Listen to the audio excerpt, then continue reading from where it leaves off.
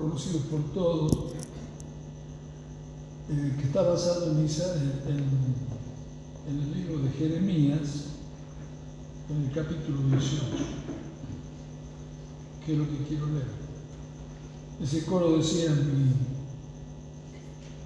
mi vaso elevo, que sea lleno. Y hay la parte que dice: toma mi vida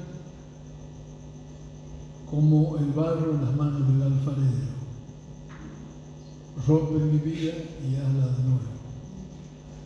Y bueno, en mi mente lo cantaba.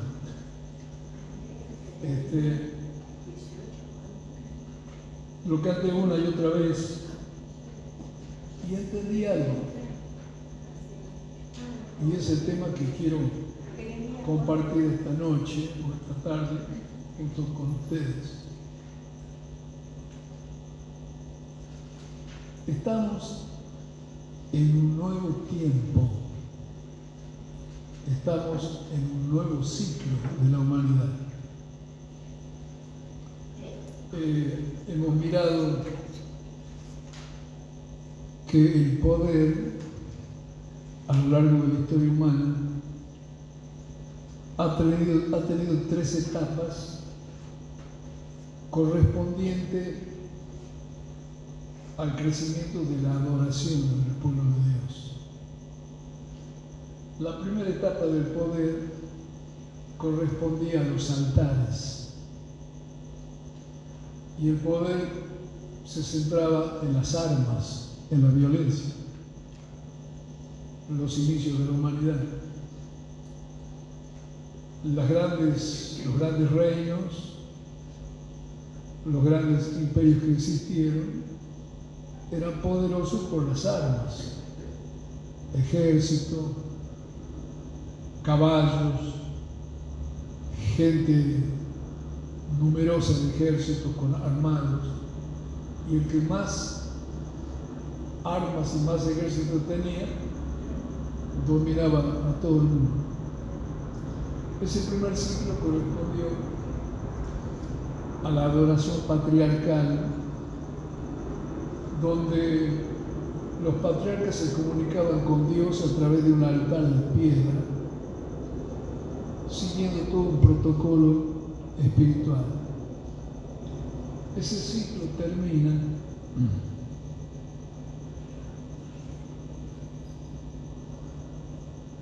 cuando aparece la máquina a vapor, que pone en los barcos un vapor que ya no anda remo, que permite llevar cargamentos mucho más pesados en menor tiempo, con no tanto desgaste humano. Y también se puso esa misma máquina a vapor en los primeros tractores en el campo, y con un solo día laboral de un tractor equivalía al trabajo de 70 o 80 personas. Permitía cosechar más rápido, acortar los tiempos de los pedidos de lluvia, etc. Es decir, hubo una explosión económica. Entonces el poder de la violencia, de las armas, es superado por el poder del capital. Las naciones que tenían capital, plata, eran las poderosas. Compraban ejércitos, mercenarios, compraban armas, pero tenían riqueza. Y así sale el dicho: que tiene la plata hace lo que quiere. Ese segundo ciclo correspondía en la adoración a la adoración del templo. Primero el templo experimentó el tabernáculo móvil del desierto, nómade, viajaba con el pueblo, y luego que conquistan, ese templo móvil se transforma en templo fijo. Y la adoración del templo corresponde a ese periodo del poder del capital. ¿Hasta cuándo? Hasta que ese poder de la riqueza es superado por el poder del conocimiento. El poder del conocimiento permitió a muchas sociedades que no tenían tierras de cultivo, que no tenían minerales en su territorio, es decir, no tenían las bondades, incluso con un escaso territorio. En el caso de Japón, se posicionó entre las 7 potencias mundiales, una pequeña isla densamente poblada, sin tierras de cultivo extensas. ¿Y por qué? Porque usaron la ciencia. El pequeño amarillo japonés fue a Suiza, vio cómo se hacían los relojes y vino y lo superó con la electrónica.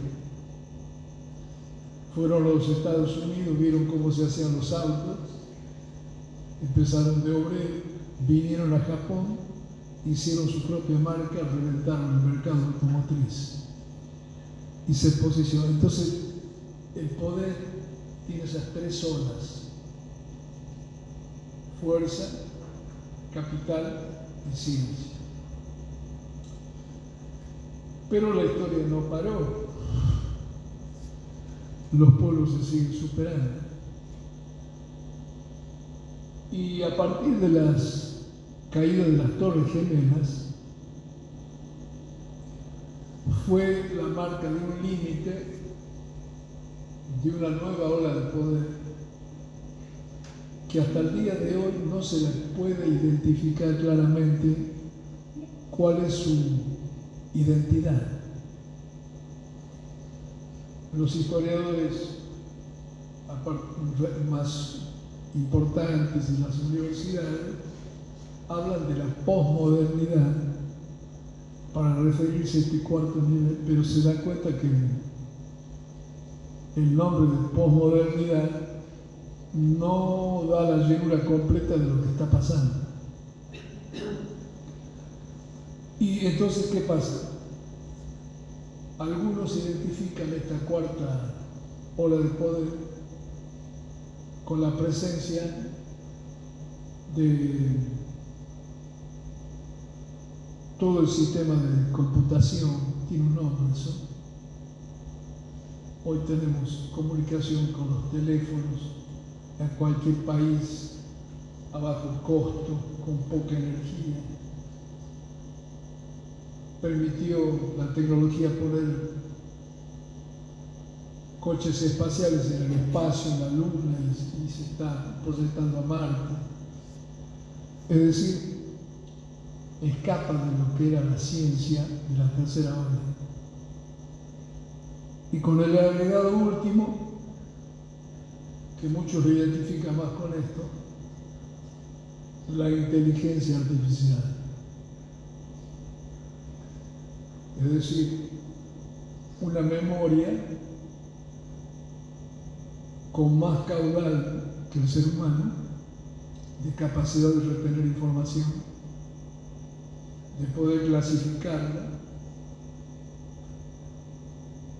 y fuera de la mente del hombre. Entonces, lo que quiero, el tercer ciclo, el ciclo de la ciencia, corresponde a la adoración en espíritu. Cuando Jesús se presenta a la mujer samaritana, Él presenta esos 3 ciclos y dice: la hora viene, ¿y qué digo yo? La hora ya es, que la adoración es en espíritu y en verdad. porque tal adoración y tales adoradores busca a Dios. ¿Qué estaba diciendo? Quedan cancelados los altares, quedan cancelados los templos y entramos a una adoración global.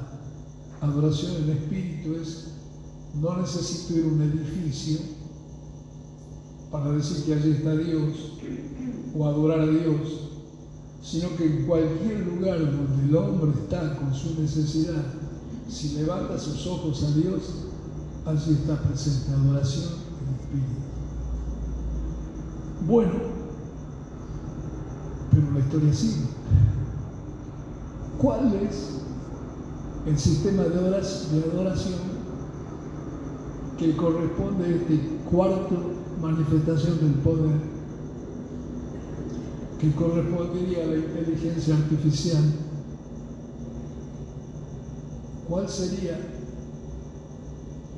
El de la fuerza, los altares. El del capital, el templo.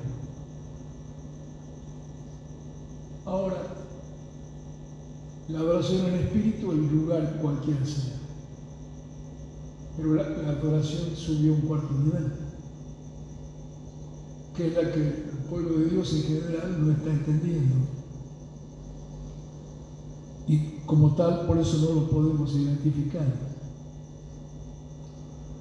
Entonces, cuando usted mira esto y pone estas piezas que estoy mencionando, templo, altares, adoración en espíritu, usted pone y empieza a buscar y a entender cómo se producen esos procesos. Si aparece la inteligencia artificial es porque tiene una contrapartida que la equilibra, que decir lo contrario. Entonces, ¿cuál es la contrapartida? La inteligencia artificial en el mundo espiritual no es positiva, porque es conocimiento humano. Los datos que te da la inteligencia artificial es acomodarse a la historia y a los archivos humanos. La contrapartida a esta inteligencia artificial se llamaría inteligencia espiritual, que su base no es la historia humana, no son los archivos que el hombre ha tenido en la historia, sino que están basados en las Sagradas Escrituras, en los mensajes de los profetas y de los apóstoles. Esta inteligencia artificial pone un nuevo tablero en la estoy usando una palabra clara, en la geopolítica. Geotierra, política de la Tierra. En todo el planeta Tierra hay una geopolítica que la inteligencia artificial la ubica. Y eso está en la universidad, no voy a hablar de esa parte que es más política. La contrapartida es el geoprofetismo. ¿Qué es? Geotierra es las palabras de los profetas para la tierra. Esta cuarta nivel no tiene que ver con rituales de altares, no tiene que ver con rituales de templo, no tiene que ver con sistemas de alabanza, con instrumentación, ni tiene que ver con teología. Este nivel tiene que ver con la orientación que el hombre va a tomar, si sigue la dirección artificial o si sigue la dirección de los profetas. Es decir, que la tensión presente es entre qué determina, y perdónenme, no estoy despreciando ni cuajo la inteligencia artificial. yo la estoy usando y veo, y ya descubro algunos errores grandes, no sé, pero es bastante asertiva. Pero tiene que ver a quién le creo. Por ejemplo, estamos viviendo tiempos proféticos. Muchos viven la vida al estilo de los días de Noé. Comen, hacen fiesta, se divierte, se casa, se dan en casamiento como si todo estuviera igual. Pero el contexto que había en los días de Noé era terrible. Los gigantes dominaban la tierra. Los gigantes no eran de 2 o 3 metros. Me sorprenden los datos que dan los libros antiguos. Para alimentar esos rinocerontes humanos, ¿qué cultivo alcanza? ¿Qué rebaño de vaca o de oveja alcanzaría? No estamos hablando de un gigante o 2. Estamos hablando de poblaciones. Anak y sus 4 hijos eran naciones. La tierra empezó a sentir la escasez de alimentos por estos devoradores, y cuando se acabó esto empezaron a practicar la antropofagia, a comerse los hombres. Y la maldad era tan grande en la tierra. Si usted lee el libro de Génesis en el capítulo 6, que hicieron hombres cosas que van contra la naturaleza, oponiéndose totalmente a las leyes establecidas por Dios, y la situación en los días de hoy era terrible. Vivir en la tierra, muchos deseaban morir antes que vivir. Y vino el juicio de Dios. Para terminar con esta raza híbrida, que fue producto de un incesto, un incubo, sucubo, entre un ser espiritual y un ser humano. Los nefilim, los gigantes. Dios trae juicio, extermina esa maldad, quedan solo 8 personas humanas. Noé, sus 3 hijos, sus nueras y su esposa. 8. Y comienza un nuevo ciclo. Hoy estamos peor que los días de Noé. Ya no son gigantes, son naciones gigantes. Son varios imperios, usted los conoce, no estamos hablando de 40 millones de China, India, Estados Unidos, la Unión Europea. Estamos hablando de imperios, de mucha gente, que estos gigantes están exterminando las energías de la tierra, están provocando algo y se va a extender una gran hambre. Y van a comenzar, como los gigantes, a comerse entre ellos y a comer a los hombres. Digo esto porque está alineado con el planteamiento que estamos haciendo: energía artificial, inteligencia artificial, inteligencia espiritual, geopolítica y geoprofética. Dentro de esto es que quiero plantear este pensamiento hecho de introducción. Quiero ir al antiguo profeta, a Jeremías, que vivió, esos días de Jeremías eran tan traumáticos como los días de Noé. Y dice así, Jeremías 18. El título que tengo en mi Biblia es La señal del alfarero y el barro. El pensamiento que quiero compartir con ustedes lo expreso en 4 o 5 palabras. Primero, un nuevo ciclo.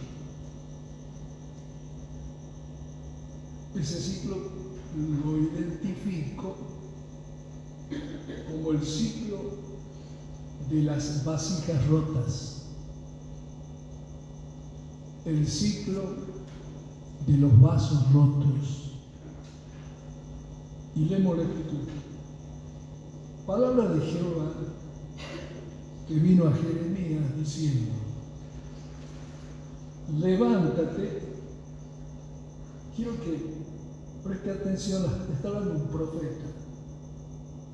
Los verbos, los elementos que hablan, todos tienen un significado profético.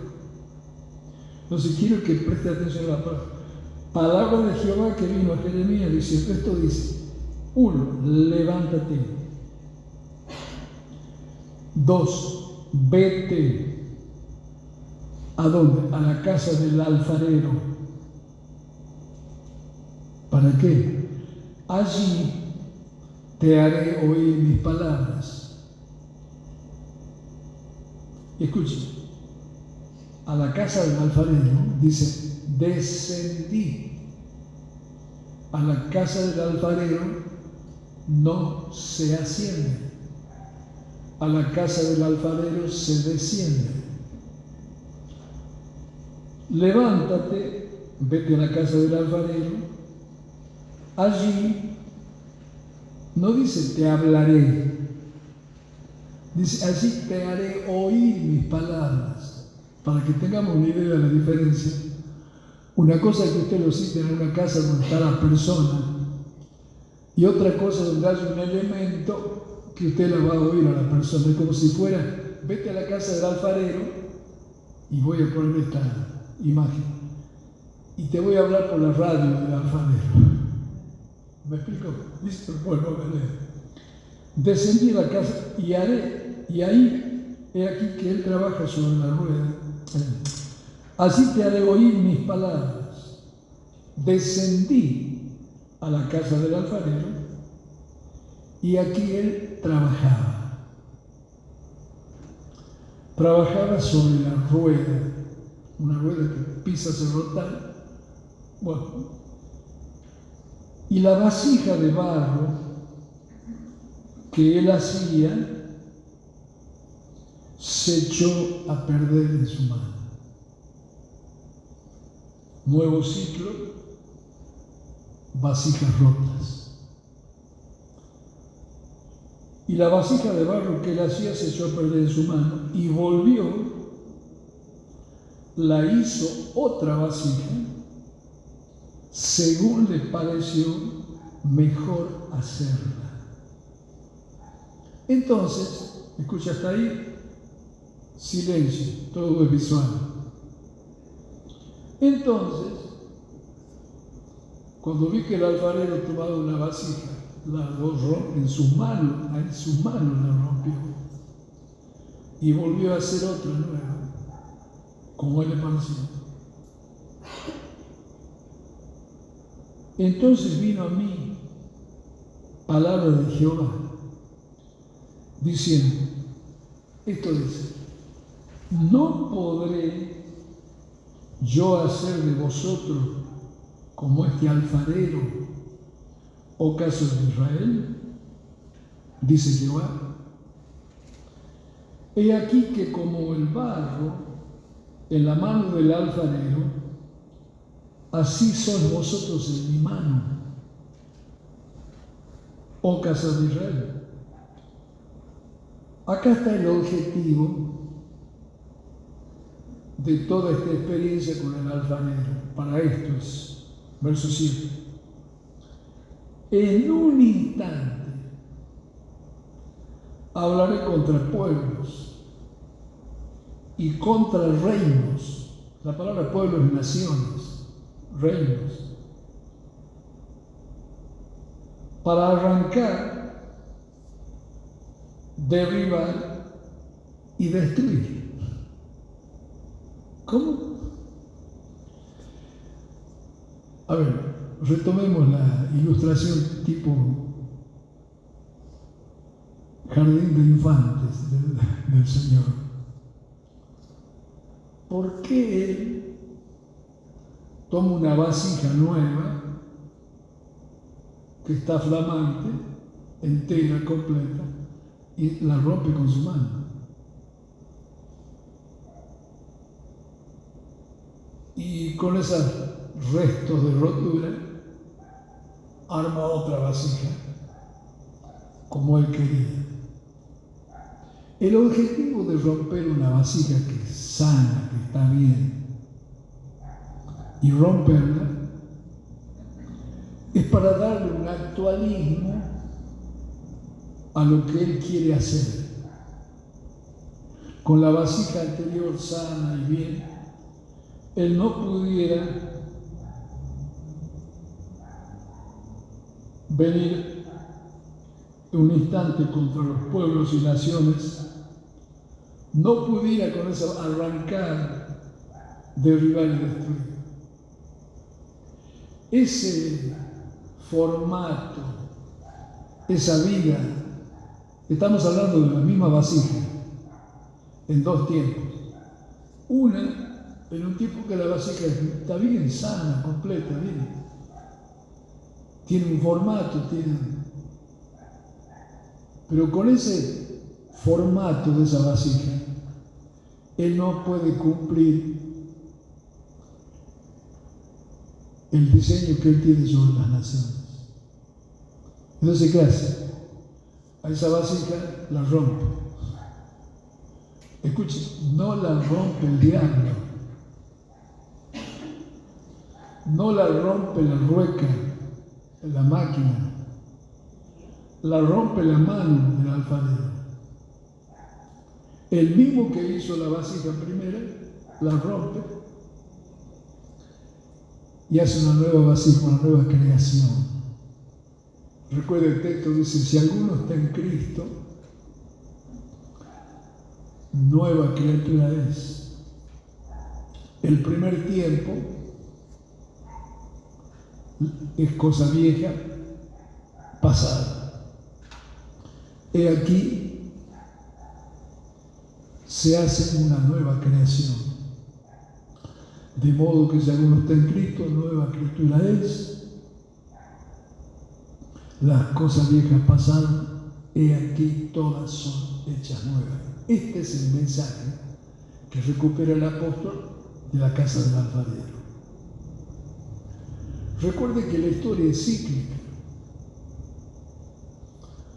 Primero hablé de Noé, replicamos acá otro ciclo y vamos a los días del apóstol con el Imperio Romano, otro ciclo exactamente igual. Pero vivimos en nuestra realidad. Y en otra realidad, la verdad es que estamos viviendo un ciclo peor que los anteriores que hemos citado. Hay conflictos de toda índole. Tenemos como 12 guerras en puerta, y hay guerras como Ucrania y Rusia, que en cualquier momento uno aprieta un botón y se arma un lío internacional. Israel hoy tiene no solamente el flanco de Irán con Hamas, estos terroristas internacionales, sino que en las 7 fronteras tiene conflicto con las 7 naciones en guerra. Es decir, que Israel está en medio de un polvorín. La última noticia, el gobierno de Trump, al subir el gobierno, cambia el gobierno de Estados Unidos, la política de Trump de sierra, de motosierra, de corte internacional, provocó un gran quebranto económico en China. Hay fábricas en China que cerraron y quedaron millones de obreros sin trabajo. Y China es un territorio grande, pero súper poblado. Ahí no es cuestión de unas 2 o 3 vaquitas.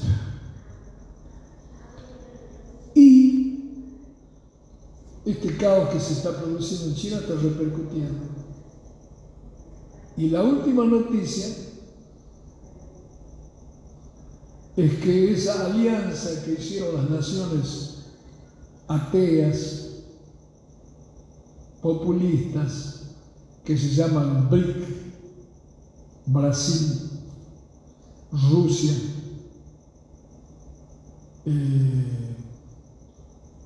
India,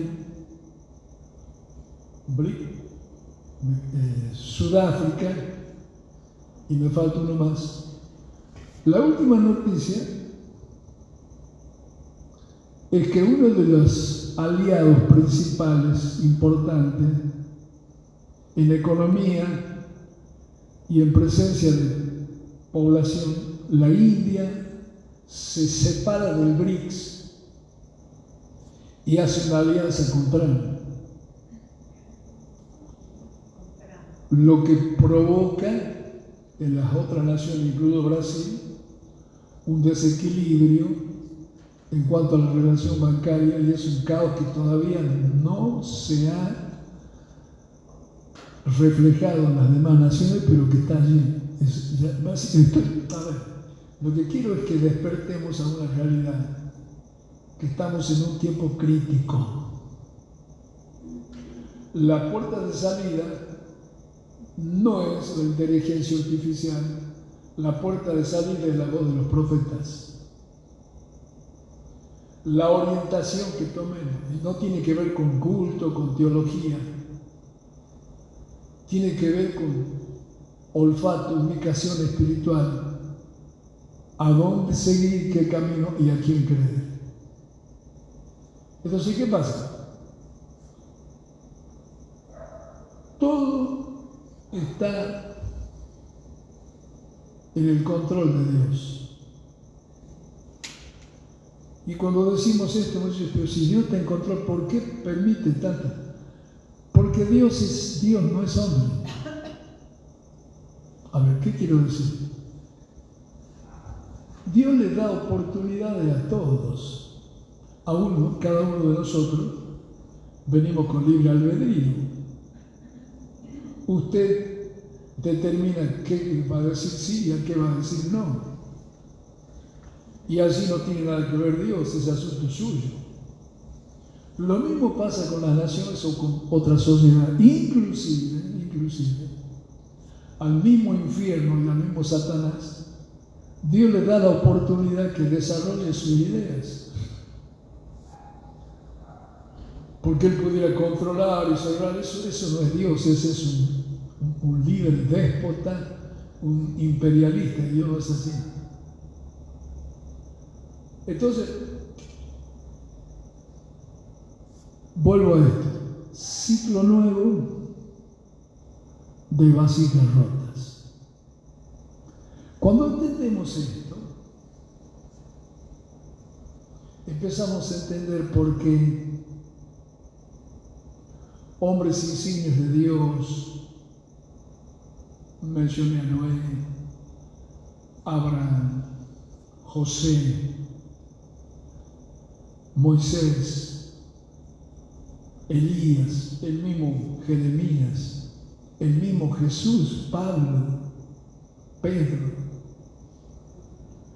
en determinados momentos de su vida, esperaron el ciclo de vasijas rotas. El mismo Dios que los formó permitió cosas que los destruyan para volverlos a rehacer.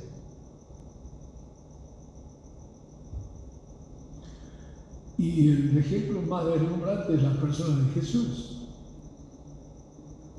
Él engendra un hijo que es imagen de todo. Él es la representación corporativa de Dios. En Él habita corporalmente la plenitud del Creador. Primera etapa. ¿Qué hace? Lo mete a la cruz y lo destruye. ¿Por qué? Porque ese Cristo, el hombre de Galilea que sanaba a los enfermos, no podía ser la solución universal. Tenía que entrar a una nueva creación, a un nuevo Cristo. Entonces lo crucifican, muere, pero lo rehacen de nuevo. Este segundo Cristo no es el hombre de Galilea. Este segundo Cristo, Él es la cabeza y su cuerpo es todo el pueblo de Dios, judío y no judío. Es un supercristo, es un nuevo hombre corporativo que su base es el primer Cristo. No es que hay dos Jesús, entiéndame. Estoy hablando de acá, no es que estamos hablando de dos vasos, es el mismo vaso, uno bien hecho por Dios, pero luego destruido para un fin mayor. Estamos en ese ciclo nuevo de vasijas rotas. Y entendemos lo que están experimentando muchos hombres de Dios y mujeres de Dios, que los hemos oído, lo hemos visto ministrar bajo la unción, bajo el poder, como a través de la palabra, de oración y predicar, milagros, señales acontecen o acontecieron, y sanidades, etc. Y usted no puede entender que estén en una condición crítica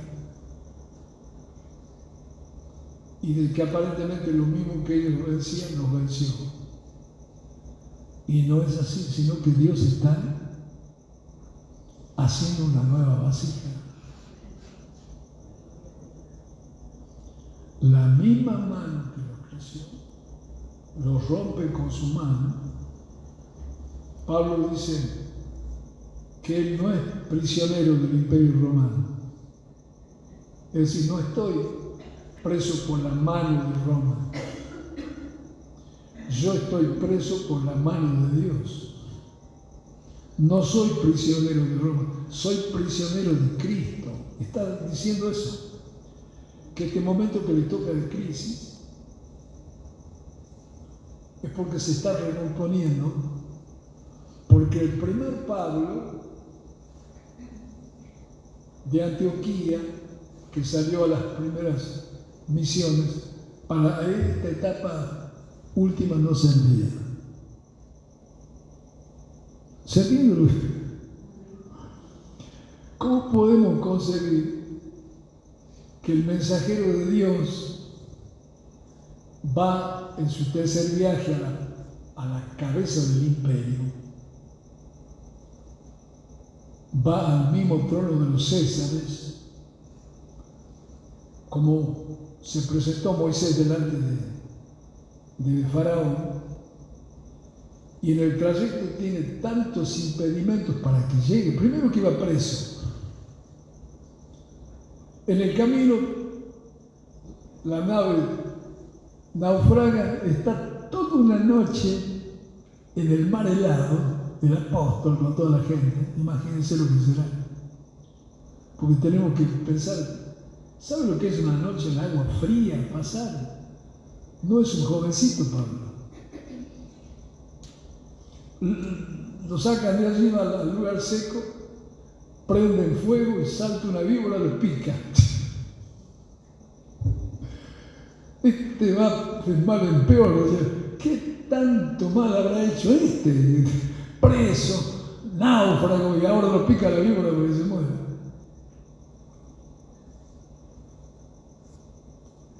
alguien no quería que llegue a Roma.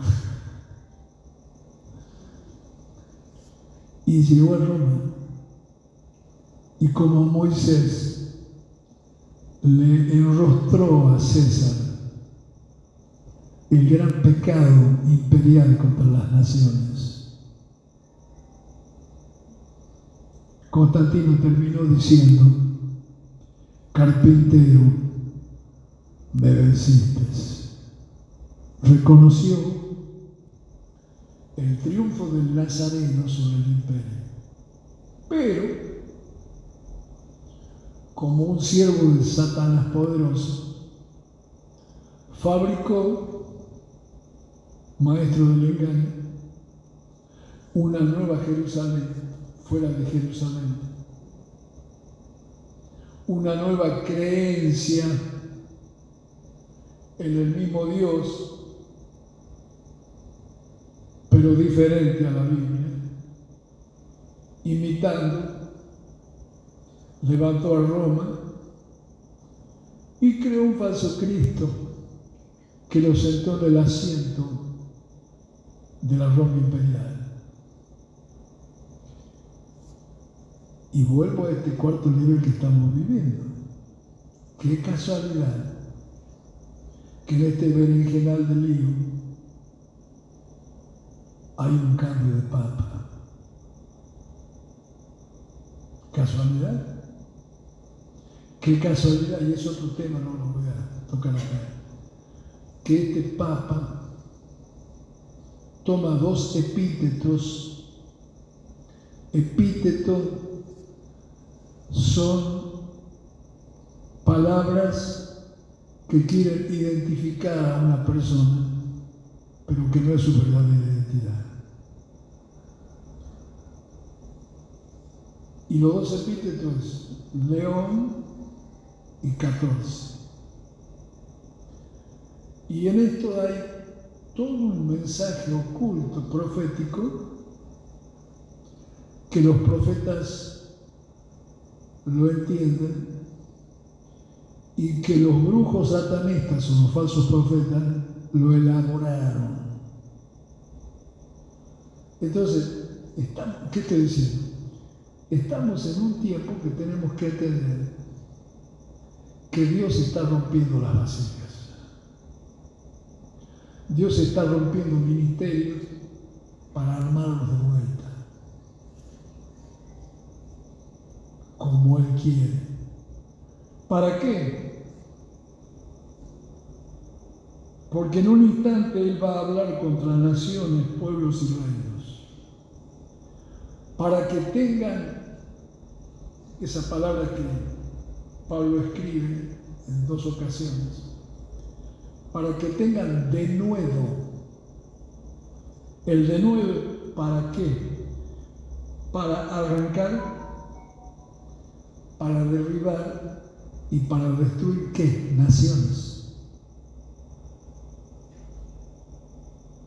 En este tiempo final de la historia, este es el escenario. Y si no entiendo el tiempo que vivo y no entiendo lo que Dios está haciendo en medio de su pueblo y en medio de sus escogidos,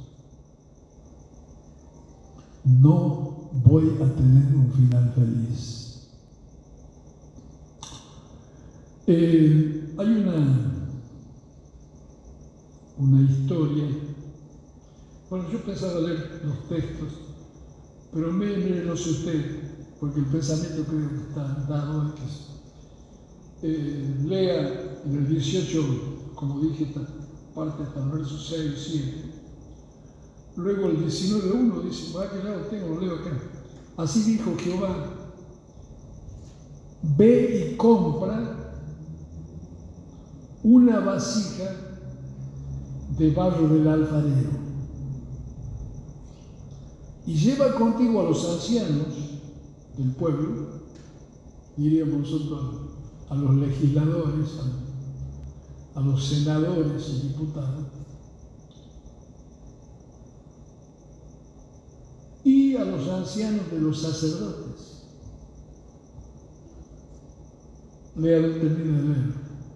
Pero voy a volver al 18 y voy a expresar 4 o 5 conceptos para orar. Y luego vamos a orar.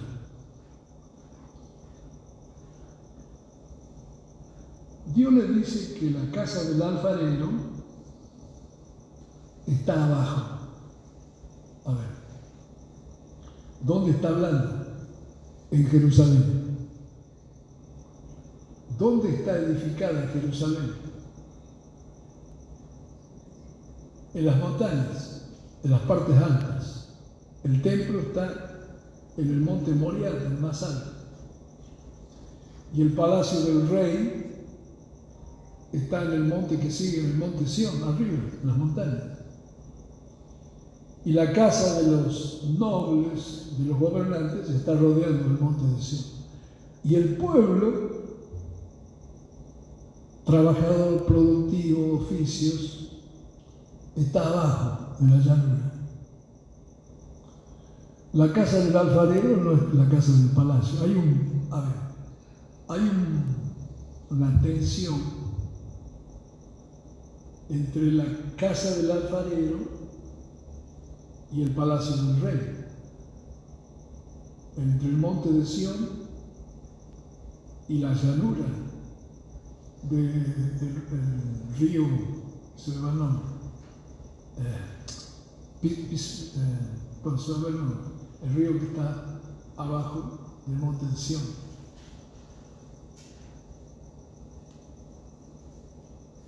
Al palacio real se sube, se asciende. A la casa del alfarero se baja. Son 2 niveles sociales diferentes.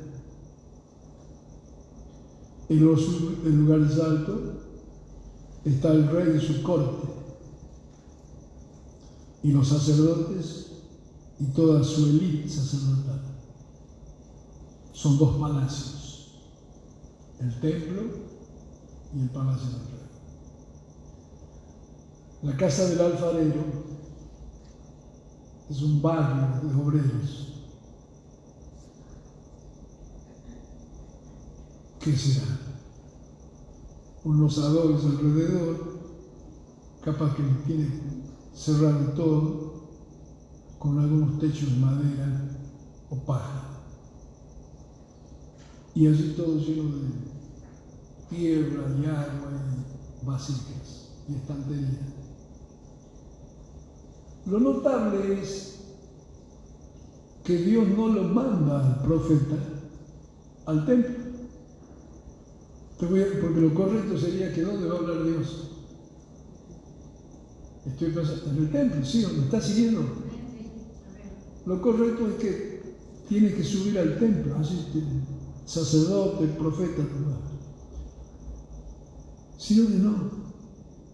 Yo no te voy a hablar, te voy a hablar en el barrio del alfarero. Ve al barrio del barrio.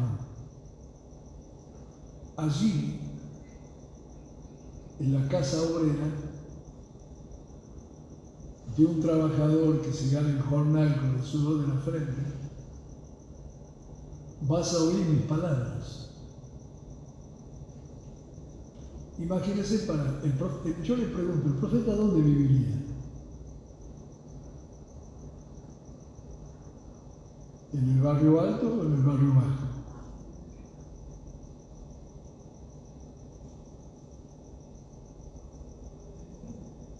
Bueno, hay un profeta que vivía en el barrio bajo. ¿Se acuerdan?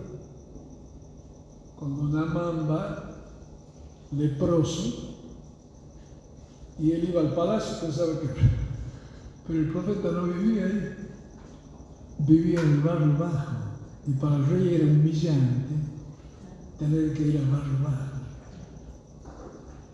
Piensa en el profeta. Él también tenía que descender, porque él tiene una investidura espiritual regia, al barrio bajo. conocido para la gente del barrio, los niños, los vecinos, que el profeta entre al taller del alfarero.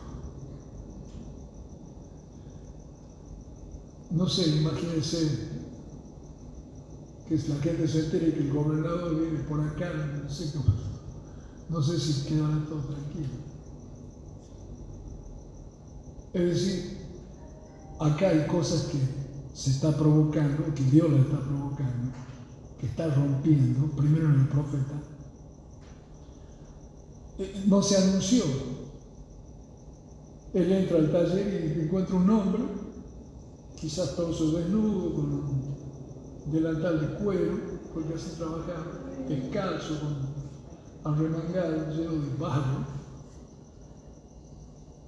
con una mesa y el hombre seguramente lo conocería. El profeta, ¿qué hace acá? Y el profeta, tranquilo, haga cuenta que yo no estoy, no quiero mirar nada.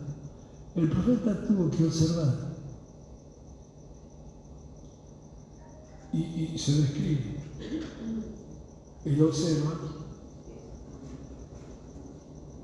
un hombre no con vestiduras presentables,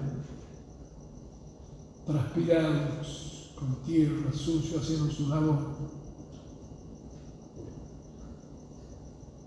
Toma el barro, hacen una masa, hacen una masita, toma como hacen las panaderas, toma una masa de ese barro, la levanta 70, 80 centímetros, ¡pam!, la estrella contra la mesa y comienza a pegarle con el puño.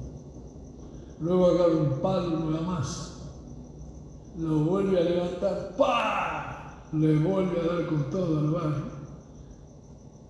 Así me sois vosotros en mis manos, oh casa de Israel.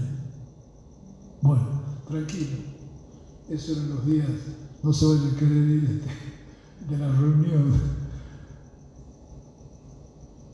Pero así oró Dios, hasta que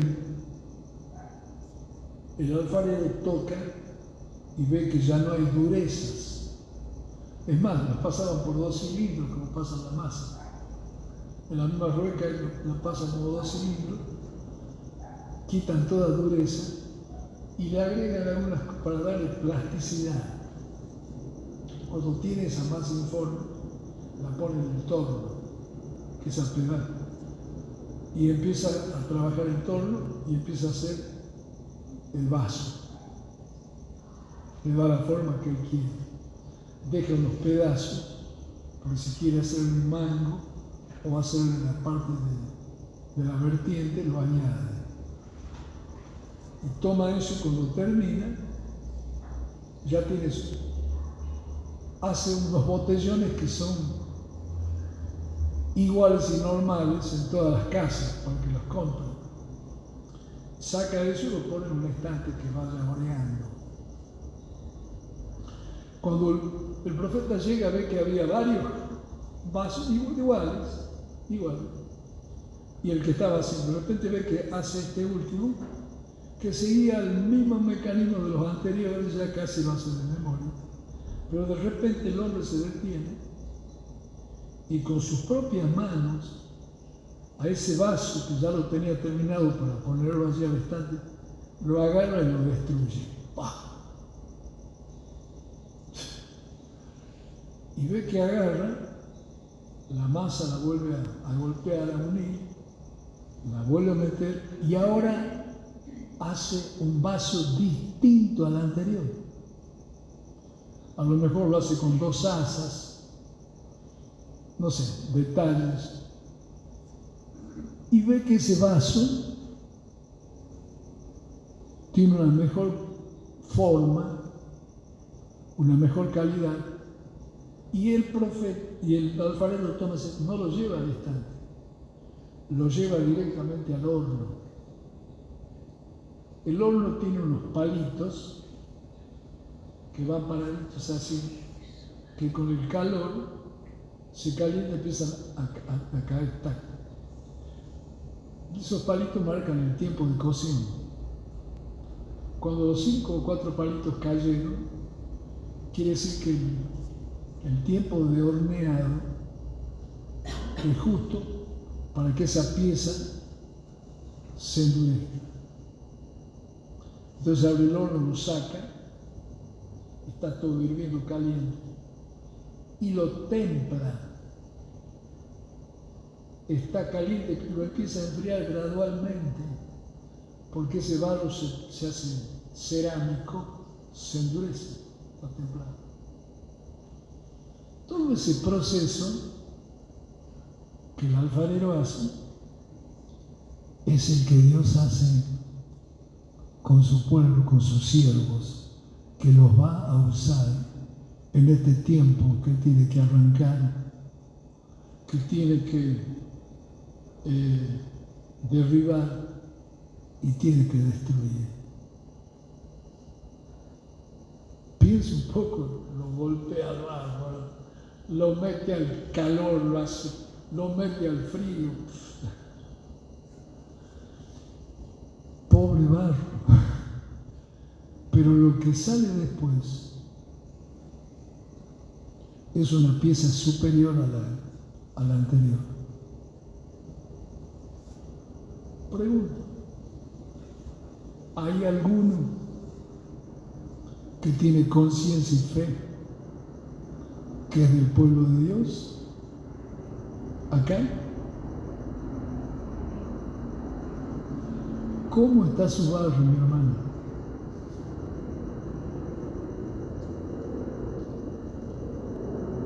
Yo pensaba, Emilio, la hermana Hilda, la hermana Katy, perdón, Cookie, que le pregunté así, pero también Cookie, y el que le habla, casi que no podría yo haber llegado acá, del dolor. ¿Qué está pasando? Nos están preparando para un nuevo ciclo. Mencioné Noé, Abraham, todos ellos, antes de funcionar en la unción, se rompieron sus vasijas. Pasaron por una crisis. Tuvieron que experimentar un nuevo renacer. Y nosotros en este tiempo no somos la excepción. Pero lo que sí, usted siga leyendo, debería se debe. Lo manda a comprar una vasija a la casa del alfarero y lleva un cortejo. ¿Para qué llevar 70 ancianos, que son el Sanedrín, otros tantos sacerdotes, y uno va a hacer una compra de una vasija? ¿Para qué van esos? Van a ser testigos de esta verdad de la pared. Que Dios rompe las vasijas, las hace de nuevo, para un nuevo ciclo en el cual se va a cumplir el plan de Dios. Amén. Amén. Es decir, que hoy debemos animarnos los unos a los otros en el proceso de vasijas rotas. La presencia de mi hermano, de mi hermana a mi lado, me preserva la vida.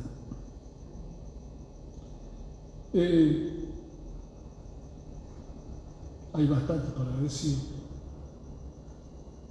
pero creo que lo que hemos mirado nos ubica. Hay no sé, hace unos años atrás, no sé cuánto, editamos unos libritos, se acordarán. Entre ellos estaban son libritos antiguos que se encontraron en Qumran, en las cuevas del Mar Muerto en el año 1945. No existían los libros, los seferes, eran rollos. Y entre ellos se encontró el rollo de Melquisedec, que es un rollo que contiene 8 rollos adentro, como una Biblia, unos 8 rollos de Biblia. El primer rollo es atribuido a Abraham.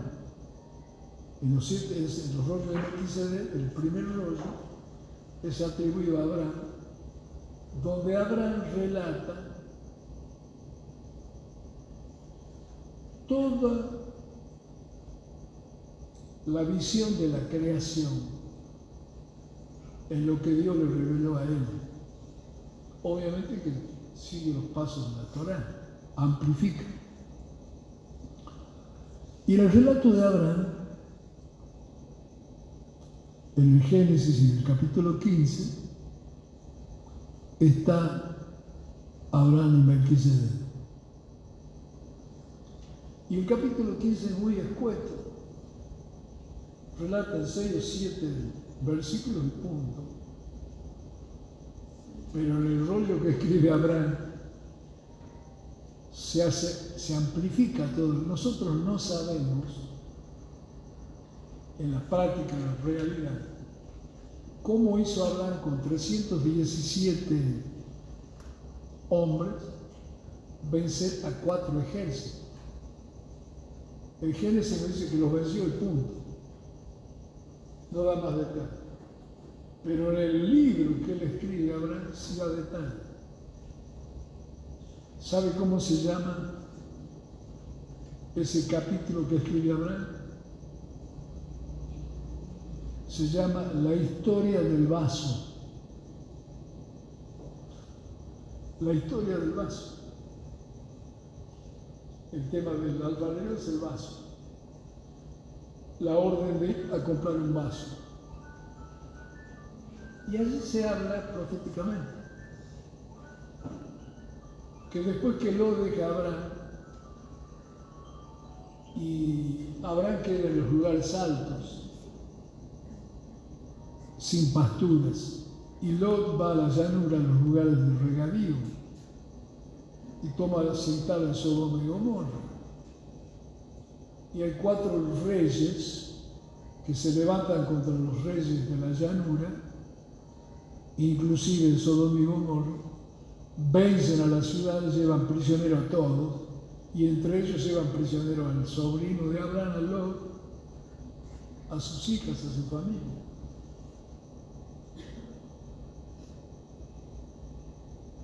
Y ahí relata cómo Dios le dio a Abraham todos los días. Él hacía un sacrificio, era el hombre de los altares, para comunicarse con Dios, y todos los días sacrificaba un cordero, todos los días.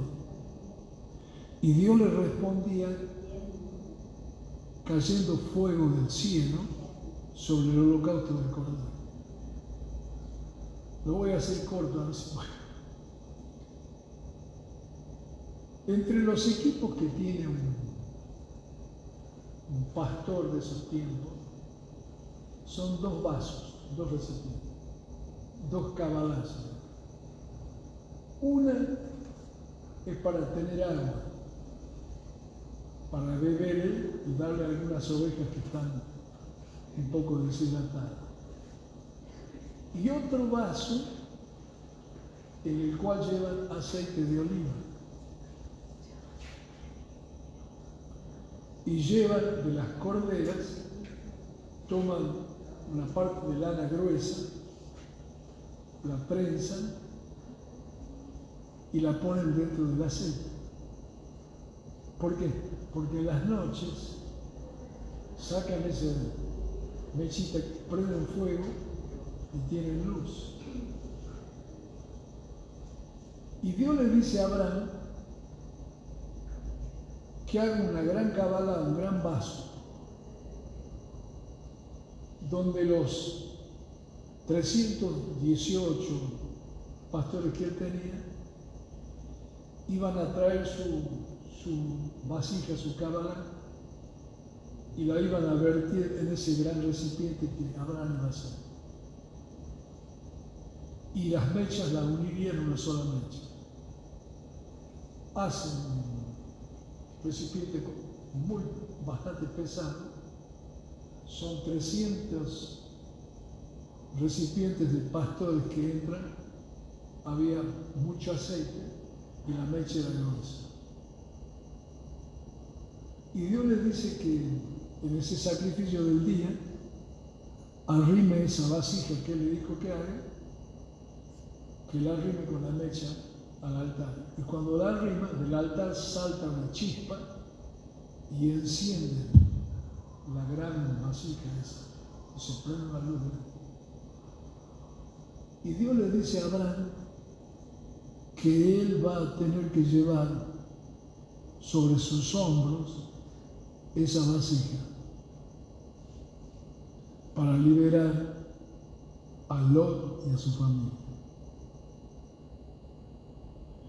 Y que los pastores también volverán a llenar su vasija. Bueno, la historia, si a usted le interesa, yo la mando al email de la iglesia y ahí lo puede leer al libro. No es muy grande, pero es mucho la historia. ¿A qué voy? Cuando se enfrentan, esa gran vasija, ¿qué representaba? Que Abraham la tiene que llevar sobre sus hombros. No dice, vas a hacer que otros te ayuden, vas a llevar tú. Estamos hablando de un hombre arriba de 100 años,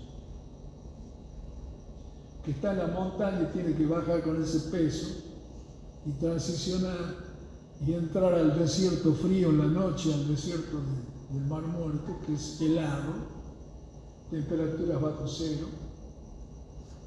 Y él tiene que velar que el fuego de esa llama no se apague. Él no entendía una pepa al principio. Perdona que lo diga así. Pero el trayecto del camino se le hizo la luz. Se dio cuenta que esa vasija representaba el fuego que descendía al altar, era la presencia de Dios para mí. La chispa que saltó es que el Dios del altar ahora caminaba con Abraham. Abraham no estaba yendo solo, estaba yendo con Dios, pero la gente lo tomó de loco. Hasta la misma esposa casi se separa por este viejo terco. Mira las payasadas que la gente se mofaba. La historia, cuando llegan a Sodoma y ve el campamento del enemigo, los cuatro, pero como langostas, y ven a todas las familias cautivas tiradas al piso como en un corral, Dios le dice que le diga a los obreros, a los pastores que tenía, que preparen su vasijita, que la pongan esa noche y que de la vasija que Abraham tiene va a saltar chispas y se van a encender sobre ella. Se la hago corto. A esas vasijas las ponen bajo el shofar, la esconden y hay una señal de una luz que se prende, que se apaga. Cuando se apaga esa luz, tenían que sacar el shofar, tocar el shofar y mostrar la vasija de luz. Esa acción profética hizo tal desastre, tal pánico en el campo del enemigo, que cayó piedra, se mataron entre ellos. Y esas luces de los que estaban rodeando todo ese campamento, era como si se multiplicaran en soldados y cientos de soldados. Y el sonido del shofar fue tan tremendo que pánico les agarró a los y se destruyeron. Y a la mañana los pastores ya estaban sorprendidos de la gran mortandad que había de soldados enemigos y liberaron a los cautivos. Ese vaso es el Masías. Esa es la revelación. Y de la luz del Masías, que enciende la luz de Dios en la vida de los siervos del Masías, va a venir la batalla final, que Dios con una pequeña manada va a vencer ejércitos. El poder del vaso. Yo le voy a pedir que cierren sus ojos, vamos a orar. La síntesis de lo que hemos presentado es: estamos en un nuevo ciclo, el ciclo de vasijas rotas. La vasija de los 318 estaba oculta. Cuando sacaron el cuerno, dejaron de estar rotas. La luz iluminó. Dios está replicando esto en estos días. Y vamos a ver una evangelización de naciones como nunca la hemos visto. No por la acción de un hombre, sino de todo un cuerpo de ministros, equipos. Amén. Padre querido, lo que has puesto en nuestra mente y que durante la noche ha sido insistente para que entendiera lo que tú quieres hablar. He tratado de ser obediente y en la gracia y en la luz que me has dado de exponer esta verdad. Ahora, Dios mío, yo te pido por mis hermanos, por mis hermanas, y aún también me incluyo en la petición, porque tu mano está rompiendo el vaso, porque tu misma mano va a restaurar un vaso mejor. Y algunos en el propio cuerpo estamos experimentando esa destrucción. Ahora, Dios mío, llévanos al segundo nivel, en el cual comienza la reparación de un vaso mejor que sirva a tus propósitos y a tu voluntad en esta última hora en la cual vivimos. Yo le voy a pedir que haga un esfuerzo. Los que están pasando por procesos críticos, a lo mejor no solo es el cuerpo, en otras áreas en su vida, y usted siente que como una destrucción, y esta noche quiere experimentar que eso se revierta, póngase de pie y vamos a orar. Amén. Su acción de pie es lo que manifiesta su fe en Dios. Y su fe en Dios es la que hace milagros. Porque sin fe es imposible agradar a Dios y que Dios nos conceda las peticiones de nuestro corazón. Allí con las manos levantadas, yo levanto mis dos manos también. Digo, Dios, entremos a la etapa del vaso roto para que nuestra vida pueda ser puesta en la rueca de Dios y nos dé la nueva forma que va a servir a tus planes y a tus propósitos.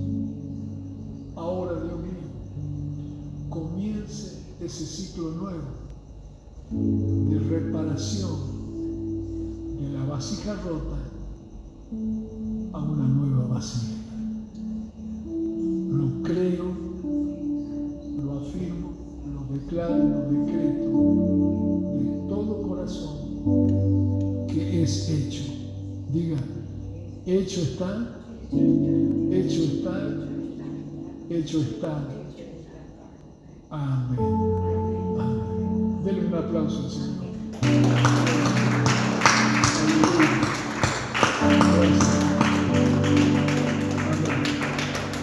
Pedimos, oh Dios, que bendigas la ofrenda que hemos traído a ti. Bendice las manos que se tienen al alfolí. Bendice cada diezmo. Multiplica, Padre. En el nombre de Jesús. Amén y amén. Gracias, Señor. Vamos a dar nuestra ofrenda. ¿Sabe que el vaso, cuando termina esto, el vaso, a la mañana